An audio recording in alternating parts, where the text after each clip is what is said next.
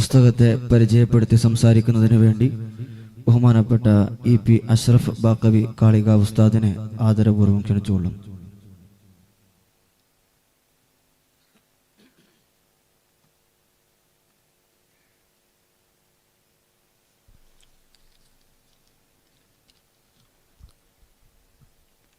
അൽഹംദുലില്ലാഹി വഖഫ വസ്സലാത്തു വസ്സലാമു അലാ നബിയിഹിൽ മുസ്തഫ വആലിഹി വഅസ്ഹാബിഹിൽ മുസ്തഖ്മിലീന ശുറഫ അമ്മാ ബഅദ്. ആദരണീയരായ ഈ അനുഗ്രഹീത ചടങ്ങിൻ്റെ അധ്യക്ഷർ അഭിവന്യരായ ഷെയ്ഖുനായുടെ പുത്രൻ കൂടിയായ ഹാജി അബ്ദുൽ ഖാദർ മുസ്ലിയാർ ബാംഗ്ലൂർ, ഈ പരിപാടി ഉദ്ഘാടനം ചെയ്ത പ്രഗത്ഭനായ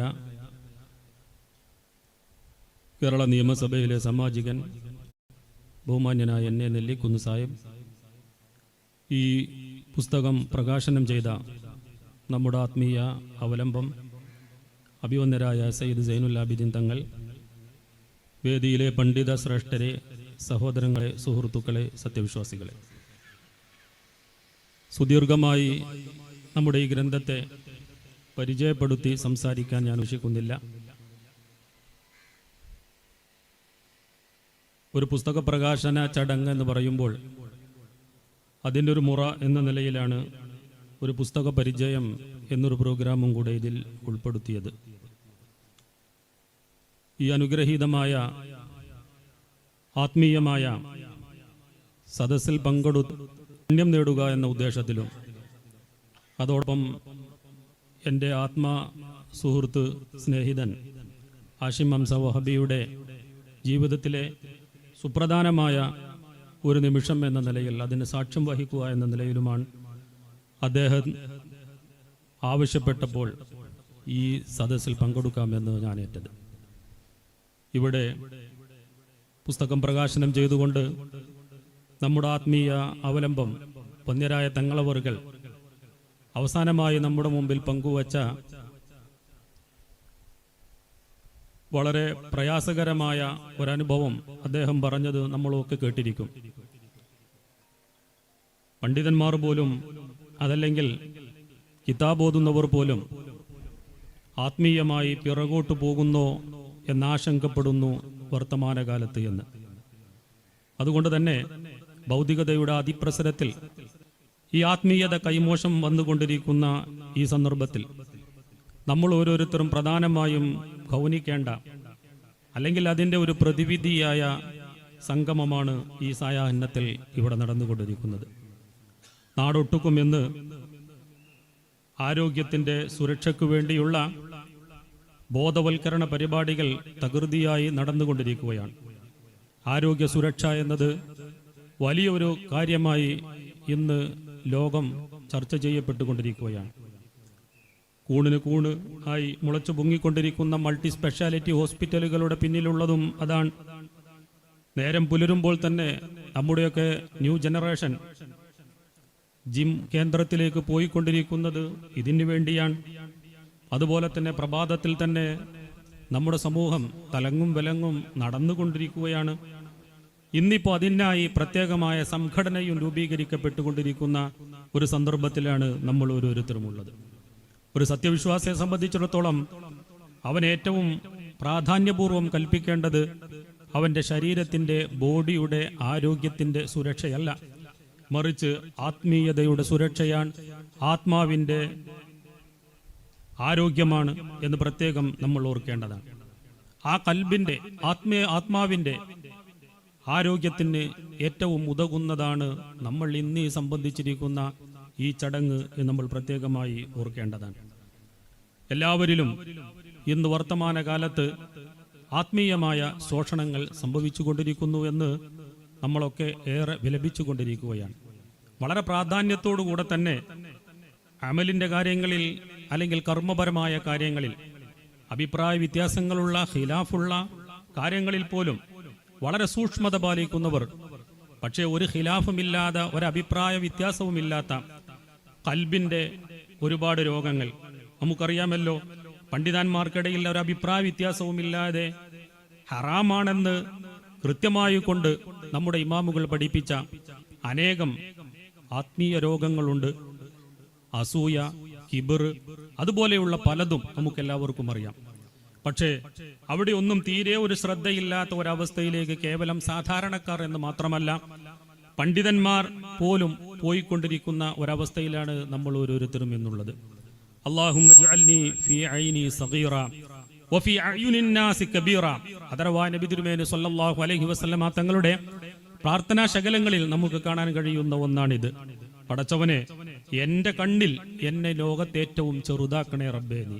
ആളുകളുടെയൊക്കെ കണ്ണിൽ ഞാൻ വലിയവനായോട്ടെ, ആളുകളുടെയൊക്കെ കണ്ണിൽ ഞാൻ വലിയവനായിരിക്കുമ്പോഴും എന്റെ കണ്ണിൽ എന്നെ നീ ചെറുതാക്കണേ എന്ന് പ്രവാചകർ തിരുമേനി സല്ലല്ലാഹു അലൈഹി വസല്ലമ തങ്ങൾ പ്രാർത്ഥിക്കാൻ നമ്മോട് കൽപ്പിച്ചിരിക്കുന്നത്. അമലുകളിലും ഇൽമിലും ഒരുപാട് കാര്യങ്ങളിലും ഒക്കെ വലിയ വലിയ ഉയർച്ച വരുമ്പോൾ പണ്ഡിതന്മാർക്ക് വരെ അല്ലെങ്കിൽ വലിയ വലിയ ആളുകൾക്ക് വരെ വരുന്ന ആത്മീയമായ ഒരു രോഗത്തെ ഇല്ലായ്മ ചെയ്യുന്നതിന് വേണ്ടിയാണ്, ഉജ്ബ് എന്ന് പറയപ്പെടുന്ന അതില്ലായ്മ ചെയ്യുന്നതിന് വേണ്ടിയാണ് നമ്മൾ പ്രത്യേകം ഓർക്കേണ്ടതാണ്. ഞാൻ പറഞ്ഞു വരുന്നത് ഈ ഒരു ചടങ്ങെന്ന് മാത്രമല്ല, ഈ പുസ്തകവും അതിനുള്ള നല്ല ഒരു സിദ്ധ ഔഷധമാണ് എന്ന് നമ്മൾ ഓർക്കണം. മാ റഅയ്തു ലിൽ ഖൽബി അൻഫഅ മിൻ ദിക്രി സ്വാലിഹീൻ. മഹാന്മാർ നമ്മെ പഠിപ്പിച്ചിട്ടുണ്ട്,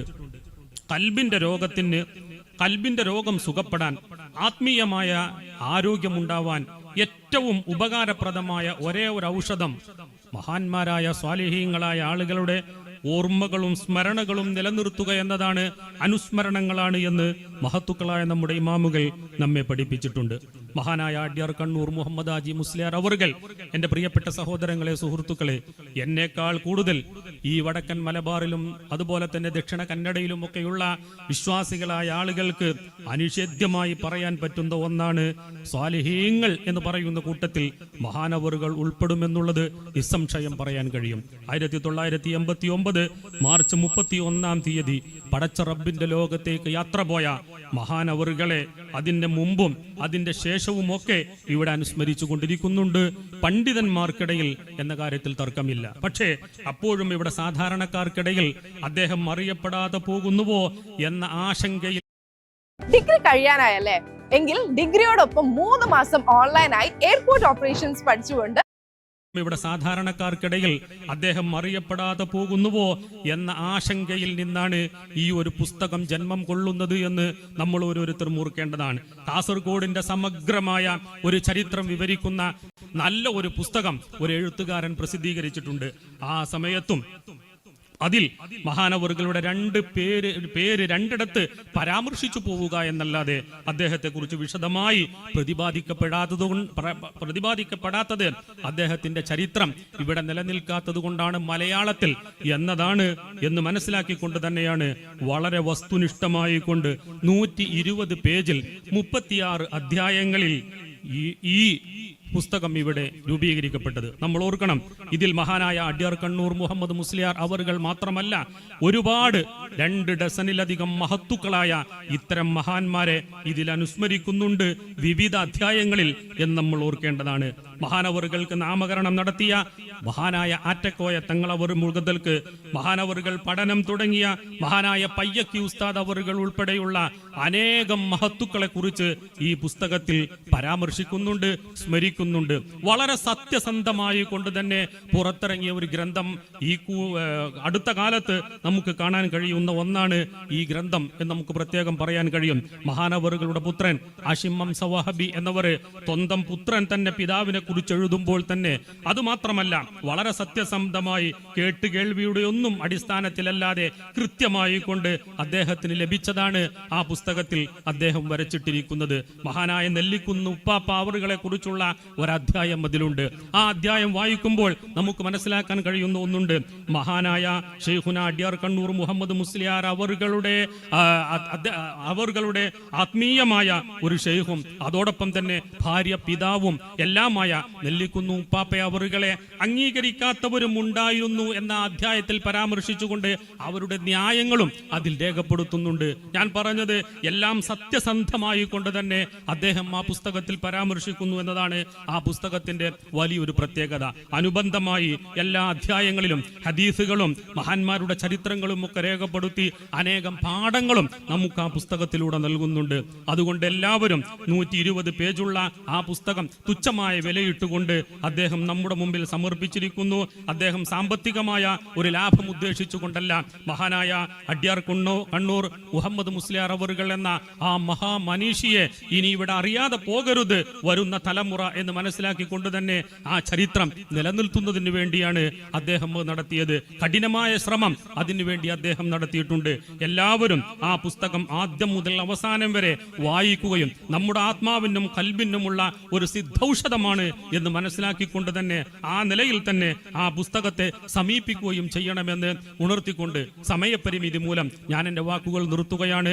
അനേകം മഹത്തുക്കളായ ആളുകൾ പങ്കെടുത്ത ഈ ചടങ്ങ് വളരെ ആത്മീയമായ നമുക്കെല്ലാവർക്കും നമ്മുടെ കൽബിന് ആശ്വാസം നൽകുന്ന ഒരു ചടങ്ങാണ്. മഹാനായ അഡ്യാർ കണ്ണൂർ മുഹമ്മദ് മുസ്ലിയാർ അവറുകളുടെ മശായിഖന്മാരെയൊക്കെ അതിൽ പരാമർശിച്ചിട്ടുണ്ട്. നമുക്കറിയാം അദ്ദേഹത്തിന്റെ ഇൽമിന്റെയും അദ്ദേഹത്തിന്റെ അറിവിന്റെയും ഒക്കെ ആഴം മനസ്സിലാക്കാൻ മഹാനായ ശംസുൽ ഉലമാ വദ്ദീൻ ഖുതുബി തങ്ങൾ അവറുകൾ, ബഹുമാനപ്പെട്ട വണ്ടൂരിലെ താജുൽ ഉലമാ ശൈഖുന അവറുകൾ, അവരൊക്കെ എങ്ങനെയായിരുന്നു മഹാനരെ കണ്ടിരുന്നത് എന്ന് ആ പുസ്തകത്തിൽ വരച്ചിട്ടതിൽ നിന്ന് തന്നെ മഹാനരുടെ സ്ഥാനം അതിൽ നിന്ന് തന്നെ നമുക്ക് മനസ്സിലാക്കാൻ കഴിയും. നമ്മളൊക്കെ അത് ഉൾക്കൊണ്ടുകൊണ്ട് തന്നെ അദ്ദേഹത്തിന്റെ മഹാനവറുകളുടെ ജീവിത ചരിത്രം വായിക്കുകയും പഠിക്കുകയും നമ്മുടെ ആത്മാവിനെ ശുദ്ധീകരിക്കാനുള്ള ശ്രമവും നടത്തണമെന്ന് മാത്രം ഓർമ്മപ്പെടുത്തിക്കൊണ്ട് ഈ പുസ്തക പ്രകാശന ചടങ്ങിനും ഇത് ഈ പ്രസിദ്ധീകരിച്ച എൻ്റെ അഭിവന്ദ്യരായ സുഹൃത്ത് ബഹുമാനപ്പെട്ട ഹാഷിം ഹംസ വഹബി അവറുകൾക്കും ഇവിടെ കൂടിയ എല്ലാവർക്കും 1000 ആശംസകൾ നേർന്നുകൊണ്ട് ഈ പുസ്തകത്തെ ലഘുവായി നിങ്ങളുടെ മുമ്പിൽ പരിചയപ്പെടുത്തുന്നു. വൽഹംദുലില്ലാഹി റബ്ബിൽ ആലമീൻ. അസ്സലാമു അലൈക്കും വറഹ്മത്തുള്ളാഹി വബറകാതുഹു.